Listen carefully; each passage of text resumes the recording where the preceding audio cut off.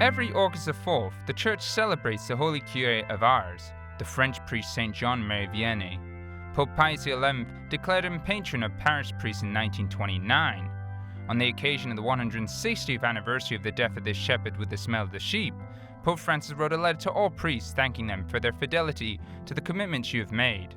It is a sign that in a society and culture that glorifies the ephemeral, there are still people unafraid to make lifelong promises.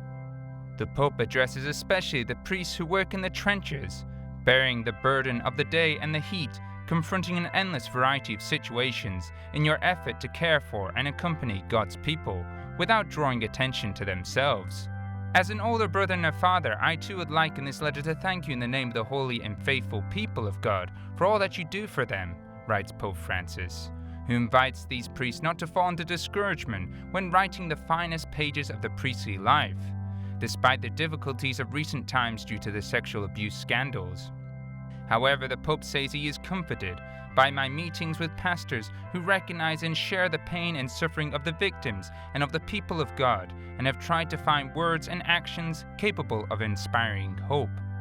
Pope Francis recalls, although these cases seem to have discredited the priesthood, the Lord is purifying his bride and converting all of us to himself, and he is rescuing us from hypocrisy, from the spirituality of appearances.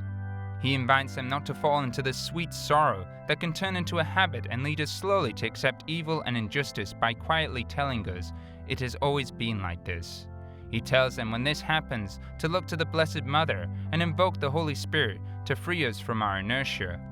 Pope Francis also thanks them for the joy with which you have offered your lives, for working to strengthen the bonds of fraternity and friendship with your brother priests and your bishop, for your witness of persistence and patient endurance, for being like the Good Samaritan from the parable, and celebrating the Eucharist each day.